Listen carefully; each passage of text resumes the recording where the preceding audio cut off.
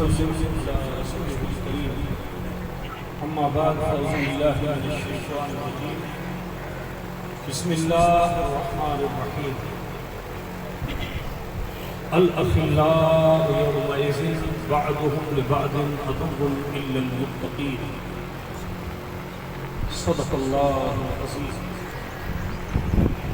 ان الله وملائكته يصلون على النبي يا ايها الذين امنوا صلوا عليه وسلموا تسليما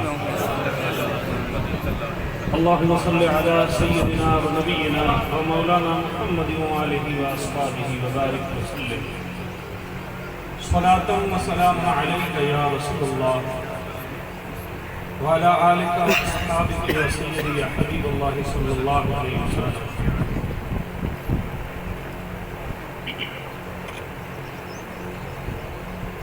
ہزاریں رحمتیں ہوں تجھ پر اے امیر کارواں،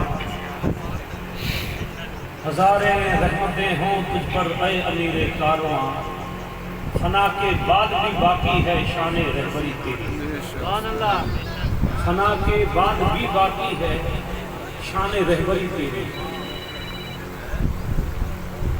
سب تعظیم و تکریم سادات کرام، ذی وقار علماء اعظام، بالخصوص حضرت پیر سید عبداللہ شاہ بابا صاحب، پیر سید عطا اللہ شاہ صاحب، حضرت پیر سید نور محمد شاہ صاحب، تمام پیران اعظام، تمام علماء کرام، سامعین کرام، برادران اسلام، پردہ نشین خواتین اسلام، السلام علیکم ورحمۃ اللہ وبرکاتہ. حضور قبلہ پیر طریقت مخزن معرفت، واقف اسرار حقیقت، حضرت پیر سید قبلہ احمد شاہ جیلانی رحمۃ اللہ علیہ کے مبارک عرس کے موقع پر یہ عظیم الشان اجلاس ان کی روحانیت طلب کرنے کے لیے اور ان کی بارگاہ میں خراج عقیدت پیش کرنے کی سعادت مندی حاصل کرنے کے لیے ہم اور آپ سب جمع ہیں. اللہ تبارک و تعالیٰ اپنے حبیب مکرم کے تصدق سے اس مرد مجاہد کی بارگاہ میں ہماری خلوص کو، نذرانے کو قبول اور منظور اور مقبول فرمائے. سامعین،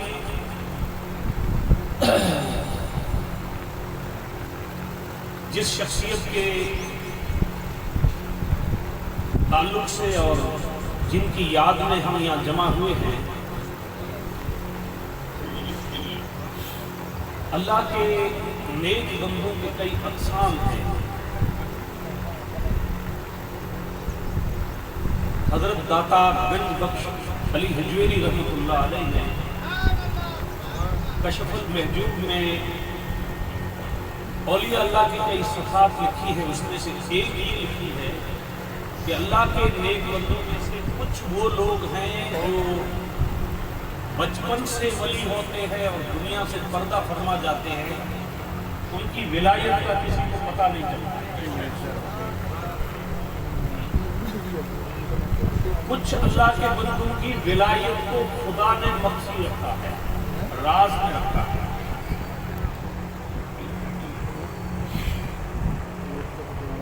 اور کچھ لوگوں کو جب اللہ کو منظور تھا تو ظاہر کر دیا. حضرت محمد ہاشم نگر چھٹویں رحمۃ اللہ علیہ وقت کے شیخ الاسلام بھی ہیں اور وقت کے ولی کامل بھی ہیں، مگر اس وقت ہند و پاک ایک ہی تھا. میرٹھ کے علاقے میں ایک اللہ کا ولی جو بہت، جن کی ولایت دنیا میں مشہور ہو گئی، ان کی بارگاہ میں گئے اپنی پہچان کو چھپا کر اور عرض کرنے لگے کہ میں ایک فقیر کی حیثیت سے آپ کے دربار میں آیا ہوں اور میں کچھ دن آپ کی صحبت میں رہنا چاہتا ہوں۔ آپ نے فرمایا ٹھیک ہے۔ لنگر چلتا تھا، اللہ کے ذکر کی محفلیں سجتی تھی، تو انہوں نے دیکھا محمد ہاشم چشتی نے کہ کچھ نہ کچھ فقراء جو لوگ ہیں وہ کچھ نہ کچھ حضرت پیر صاحب کا کام کرتے ہیں، تو انہوں نے عرض کی کہ کچھ میرے حصے میں بھی کام دے دیجیے۔ تو حضرت نے کہا آپ کو جو اچھا لگے آپ نے کرو۔ تو گھوڑوں کی گمان ان کی لید صاف کرتے تھے، ان کو گھوڑوں کو نہلاتے تھے، ان کو چارہ دیتے تھے۔ اتنی بڑی ہستی نے اپنی پہچان کو چھپا دی۔ خدا کی شان ہے، کچھ دنوں کے بعد اس ولی کامل کے پاس ایک شرعی مسئلہ آیا۔ مسئلہ ایسا تھا جس کا حل عام طور پر علماء کرام کر نہیں سکتے۔ مسئلہ یہ تھا کہ ایک بکرا ہے جو پورا بدن تو بکرے کا ہے مگر اس کا چہرہ کتے جیسا ہے۔ اب یہ حلال ہے کہ حرام ہے؟ بہت سے مسئلے علماء سے حل نہیں ہوتے، وہاں درویشوں کی ضرورت ہے۔ تو نے پی کتابوں سے اور میں نے پی نگاہوں سے، سبحان اللہ، تیرے میرے پینے میں فرق۔ سبحان اللہ، سبحان اللہ، بے شک یہ چیز ہے ہی۔ تو لوگوں کو جمع کیا کہ مسئلہ حل کس سے کرائیں، تو کچھ لوگوں نے کہا کہ ٹھٹھے کے اندر ایک مفتی اسلام ہیں جن کا نام محمد ہاشم ہے، وہ کئی ایسے پیچیدہ مسائل کا حل کر دیتے ہیں، تو کسی کو وہاں بھیجا جائے وہ مسئلے کا حل کرتے ہیں۔ تو کہا کہ ایک فقیر ہمارے پاس رہتا ہے، یہ سندھ کا ہی ہے، کسی کو بھیج دیا جائے۔ تو کہا کہ ارے ہاشم اس مفتی کو تو جانتا ہے، حالانکہ خود ہی تھی، مگر یہ نہیں کہا کہ میں ہوں۔ کہا کہ بالکل میں جانتا ہوں، میرے گاؤں کے ہی ہیں۔ تو کہا کہ یہ مسئلہ ہے، جاؤ ان سے پوچھ کر آؤ۔ تو ٹھیک ہے، اور مسئلہ سے جواب کو دینا تھا۔ موڑا دیا حضرت نے ان کو، یہ لے کے گئے، مگر آنے جانے میں جتنا وقت لگے اتنا وقت پہاڑوں میں اللہ کے ذکر میں نکالا۔ سبحان اللہ، سبحان اللہ۔ پہچان نہیں تھی۔ پھر واپس آئے، جواب تو خود کو دینا تھا، جواب لکھ کر آئے۔ یہ نقشبندی سلسلے کے بزرگ ہیں، سبحان اللہ، میاں عبداللہ مندرہ جو ستری میں آرام فرما رہے ہیں نا، اللہ، ان کے وہ پیر و مرشد ہیں، یہ خلیفہ ہیں۔ سبحان اللہ، سبحان اللہ، اور مخدوم ابراہیم جو آرام فرما رہے ہیں، یہ ان کے پوتے ہیں محمد ہاشم۔ سبحان اللہ، سگے پوتے ہیں۔ سبحان اللہ،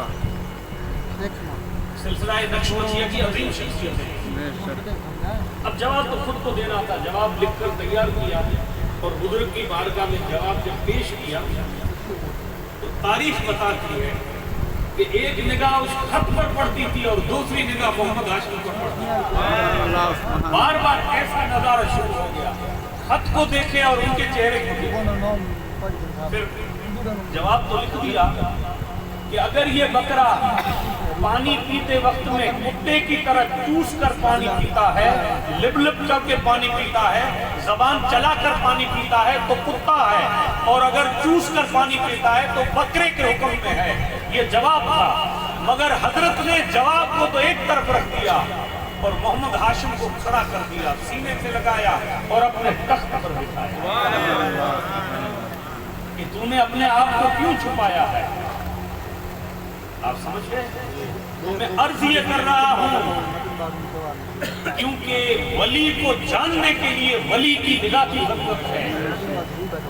اگر احمد شاہ جیلانی کو کسی نے نہیں جانا ہے تو یہ قطعی نہیں ہو سکتا کہ وہ ولی تھے کہ نہیں تھے، یہ تو اللہ جانتا ہے، مگر زیادہ تر گمان یہ ہے کہ وہ ولی کامل تھے، نگاہ پہچاننے والی اور پھر اللہ کا نظام ایسا ہے کہ اللہ چاہے تو درویش کے پاس 3 مہینے محمد ہاشم رہے، وہ نہیں پہچان چاہے، جب اللہ کو منظور ہوتا ہے تو کسی کو پہچان ہوتا ہے۔ یہ خدا کی طرف سے اسباب ہے. پہچان تو ہر ایک کو نہیں ملتی ہے. ایسے خوش قسمت لوگ ہیں جن کو اللہ نے ولیوں کی پہچان بھی دے دی ہے. آپ اور ہم سب عقیدت مند ہیں, اہل محبت ہیں, اہل معرفت نہیں ہیں, ہمیں پتہ نہیں ہے. حضرت حسن کرمانی رحمۃ اللہ علیہ مشہور بزرگ, ایک شخص آیا کہ مجھے آپ کا مرید بننا. آپ نے کہا بیٹے مرید بننے کے لیے تو میرے کچھ شرائط ہیں, میں ایسے جو بھی آدمی ہے اس کو مرید نہیں بناتا ہوں. یعنی پیروں کے اصول رہتے ہیں, سب کے الگ الگ اصول ہیں. زمین کو آباد کرنے کے لیے کبھی زمین کے اندر سے پانی نکالنا پڑتا ہے, کبھی بارش کا پانی کام آتا ہے, اور کبھی دور سے پانی کو لایا جا سکتا ہے. آپ سمجھ رہے ہیں, زمین کو آباد کے 3 طریقے ہیں. کبھی کبھی جو ہے اللہ والے خود ہمارے پاس آ جاتے ہیں, یہ ان کی مہربانی ہے کہ جو کرم کرتے ہیں. کبھی ان کے بعد ہمیں جانا پڑتا ہے, اور کبھی ایسا بھی ہوتا ہے کہ اللہ چاہے تو ہمارے خاندانوں میں کسی کو اللہ کا اپنا دوست بنا لے. یہ بھی ممکن ہے. طریقے تو 3 ہیں, زمین کی, دل کی زمین کو بھی آباد کرنے کی. آپ نے فرمایا کہ میرا طریقہ کار یہ ہے کہ میں ایک وظیفہ دیتا ہوں, اس کو پڑھنا ہے تمہیں, 40 دن کے بعد آنا ہے. کہا کہ سورہ اخلاص قل واللہ شریف مرتبہ 1000 مرتبہ پڑھنی ہے, اور 40 دن مکمل پڑھنی ہے, اور جماعت کے ساتھ نماز پڑھنی ہے. 40 دن کے بعد مکمل کر کے آئے, سامنے بٹھایا, کہا کہ آنکھ کو بند کر. آنکھ بند کی, پھر فرمایا کہ آنکھ کھول دے. اس نے آنکھ کھول دی. کہا کہ میری شکل تجھے کیسی نظر آئی؟ اس نے کہا سور کی نظر آئی, چہرہ سور جیسا نظر آیا. ٹھیک دیکھا, جاؤ. پھر 40 دن اور ہو گیا. پھر 40 دن کے بعد آئے, کہا بیٹھو سامنے, آنکھ بند کرو, تصور کرو میری طرف. پھر تصور کیا, کہا کہ آنکھ کھول دو. کیا نظر آیا؟ مجھے اب کتے کی صورت نظر آئی. ٹھیک ہے, جاؤ. پھر 30 بار آئے, بٹھایا, کہا کہ آنکھ بند کرو. آنکھ بند کی, آنکھ کھول دے, کھول دی. اب کہا کہ اب چودھویں کے چاند جیسی آپ کی صورت. کہا بیٹا اب مرید بنا دیتا ہوں, مگر سن لے, پہلی صورت بھی تیری تھی, دوسری صورت بھی تیری تھی, تیسری صورت بھی تیری ہے. میں آئینہ ہوں, جو کچھ تجھے نظر آ رہا ہے وہ تو ہی ہے. سبحان اللہ, سبحان اللہ. بے شک, یہ اللہ والوں کی شان ہے. بے شک, بے شک. ان کو پہچان, ان کی پہچان بھی اللہ کا فضل ہے کچھ لوگوں پر, جن کو اللہ اپنے محبوب بندوں کا تعارف کرا دیتا ہے. ہر ایک آدمی اتنا خوش قسمت نہیں ہوتا. تو میں عرض یہ کر رہا ہوں کہ حضرت پیر قبلہ واقف شریعت اور واقف معرفت اور اسرار حقیقت کو جاننے والی شخصیت کو بہت کم لوگوں نے جانا. الحمدللہ سالوں تک اس فقیر کا بھی ان سے تعلق رہا, اور کئی مرتبہ ہم جیسے تھوڑے علم والے لوگ ضرورت پڑتی تھی تو ایسے مختلف دوست تھے کہ ہماری رہنمائی فرما دیتے. سامکیہ علی کے مدرسے میں جب وہاں میں خدمت تھی, میں ناظم اعلیٰ تھا. ایک دن رات کو 2:30 سے 3 بجے حضرت تشریف لائے. راجستھان جا رہے تھے یا واپس آئے تھے, بہت برسوں کی بات. تو میں نے سوچا آپ خدا جانے کون ہے, کیا ہے. تو آئے, آواز نہیں دی مجھے, اور آ کر فارغ ہوئے, باتھ روم وغیرہ سے وضو کیا اور 2 رکعت نفل پڑھی. اس کے بعد جو ہے میں سوئے دیکھا کہ کون ہے, کیا ہے. میں دیکھوں پیر صاحب سے ملاقات کی, خیریت پوچھی. میں نے بولا کیا حال ہے؟ بولے الحمدللہ اچھا ہے, خیریت ہے. میں سفر سے نکلا ہوں تو قدرتی طور پہ مجھے خیال آیا کہ میں رات کچھ وقت یہاں آرام کر لوں, اور آرام کرنے کے بعد پھر میں سفر کو فجر پڑھ کے شروع کرتا. الحمدللہ اچھی بات ہے. رات کو آرام فرمایا, صبح کو فجر پڑھ کے ان کو نکلنا تھا. اس وقت نعرہ تکبیر, نعرہ تکبیر, نعرہ رسالت, نعرہ رسالت, نعرہ تکبیر، نعرہ رسالت. شہزادہ غوث اعظم شہزادہ مرشد احمد شاہ گیلانی. نعرہ تکبیر، نعرہ رسالت. یہ سب بلا فجر پڑھ کے نکلنا تھا. اس وقت مجھے بتایا کہ کیونکہ ٹرسٹ کا نام گلشن محمدی ٹرسٹ تھا, تو انہوں نے کہا کہ اس مدرسے پر عطائے رسول خواجہ غریب نواز کی نظر ہے. میں نے بولا الحمدللہ, بہت اچھی بات ہے, اللہ کا شکر ہے. آپ کو تعجب ہوگا کہ ٹرسٹ کا نام تو گلشن محمدی ٹرسٹ ہے, مگر مدرسے کا نام ہی ہے مدرسہ غریب نواز کا. وہ لکھا ہوا نہیں تھا, اس دن سے پھر مدرسے کا نام الگ سے لکھنا پڑا. سبحان اللہ, سبحان اللہ. میں نے کہا کہ اور کچھ سنا سکتے ہو؟ بولے بس آپ کے حصے میں مجھے اتنا سنانا ہے, باقی میں سنا نہیں سکوں گا. داستان تو لمبی ہے, مگر جتنا آپ کے حصے میں تھا اتنا سنا ہے. کئی ایسے خواب تھے جو لوگوں نے دیکھے تھے. یا تو حضور مفتی اعظم کچھ رحمۃ اللہ علیہ تعبیر فرماتے تھے, یا پھر سید احمد شاہ گیلانی رحمۃ اللہ علیہ تعبیر. سبحان اللہ, سبحان اللہ, ماشاء اللہ. تو یاد رکھو کہ بہت سی روحانیت کی ایسی چیزیں ہوتی ہیں کہ اللہ کی طرف سے ایسا نظام ہے کہ کچھ بندوں نے اپنے آپ کو چھپا کے رکھا ہے, اور کچھ بندوں کی ولایت کو اللہ نے چھپا کے رکھا ہے. اب آپ دیکھیں علماء کرام کا اختلاف ہے اس بات میں کہ حضرت خضر علیہ السلام نبی ہیں یا نہیں ہیں, مگر اس میں اختلاف تو نہیں ہے کہ ان کی ولایت میں کوئی اختلاف ہو امت میں. وہ ولی ہے, اور یہ وہ ولی ہے جو قیامت تک زندہ بھی ہے. کئی لوگوں کی حضرت خضر علیہ السلام سے ملاقات کی,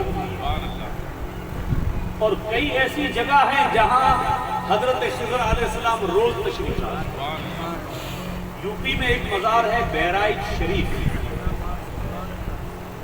وہاں صوفیاء کرام نے لکھا ہے کہ ہر آدھے گھنٹے میں حضرت خضر علیہ السلام کی وہاں ملاقات. سالار مسجد غازی رحمۃ اللہ, ہمارے دادا پیر حضرت رکن الدین رحمۃ اللہ علیہ نے فرمایا, جو الور کے ایک عظیم شخصیت تھی ہے جنہوں نے ایک فقہ کی کتاب لکھی ہے, مولانا حنیف صاحب فقہ کی کتاب لکھی ہے رکن الدین. پارٹیشن کے وقت میں ان کے صاحبزادے مفتی محمود صاحب تشریف لے گئے پاکستان. رکن الدین ایک مشہور فقہ کی کتاب, اصل مسائل کی, اور بڑی مقبول کتاب. ایک دن فجر کی نماز کے بعد قرآن کا درس دیتے ہوئے کہا کہ آج جتنے تم لوگ بیٹھے ہو سب خوش ہو, کیوں کہ آج فجر کی نماز میں مسافے میں خضر تشریف لائے. سبحان اللہ,